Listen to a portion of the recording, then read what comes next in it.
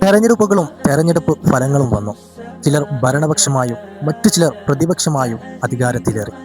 ഇതിന്റെ പ്രത്യേകത 5 വർഷത്തിൽ ഒരിക്കൽ മാത്രമാണ് ഈ തെരഞ്ഞെടുപ്പ് നടക്കുന്നത്. എന്നാൽ ഒരിക്കൽ മാത്രം നടക്കുന്ന ഒരു തെരഞ്ഞെടുപ്പിനെ കുറിച്ച് നിങ്ങൾ ആലോചിച്ചിട്ടുണ്ടോ? അതെ, പരലോകത്താണത്. അവിടെ സൽക്കർമ്മങ്ങളുടെയും വിവാദത്തുകളുടെയും ലീഡ് ലഭിക്കുന്നുണ്ടെങ്കിൽ അള്ളാഹുവിൻ്റെ കരുണയോടുകൂടി ഡയറക്റ്റായി സ്വർഗത്തിൽ നമുക്ക് ഇടം നേടാം. നേരെ മറിച്ച് ആഭാസങ്ങളുടെയും പേക്കൂത്തുകളുടെയും തിന്മകളുടെയും ലീഡാണ് ലഭിക്കുന്നതെങ്കിൽ അതിന് തടസ്സമായേക്കാം.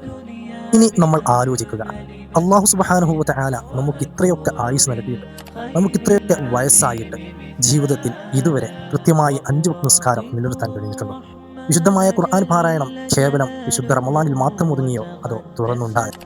അതുപോലെ തന്നെ തലമറച്ച് ഇസ്ലാമിക വേഷം ധരിച്ചുകൊണ്ട് നടക്കാൻ നമുക്കായോ?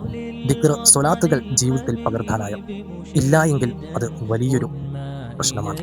ഇനി ഒരു കാര്യം നാം മനസ്സിലാക്കുക, ഇതുവരെ നമ്മുടെ ജീവിതം എങ്ങനെയായിരുന്നു എന്നുള്ളതൊന്ന് വിലയിരുത്തി റബ്ബിനോട് തൗബ ചെയ്യേണ്ടത് ആ രൂപത്തിൽ ചെയ്ത് ഇനിയുള്ള ഓരോ നിമിഷങ്ങളും നന്മകളാലും സുഹൃതങ്ങളാലും വിവാദത്തുകളാലും ധന്യമാക്കി റബ്ബിലേക്ക് അടുക്കാൻ നാം തയ്യാറാവുക. അല്ലാഹു സുബ്ഹാനഹു വ തആല ഇരു ലോകത്തും വിജയിക്കുന്നവരിൽ നമ്മെ ഏവരെയും ഉൾപ്പെടുത്തട്ടെ. ആമീൻ യാ റബ്ബൽ ആലമീൻ.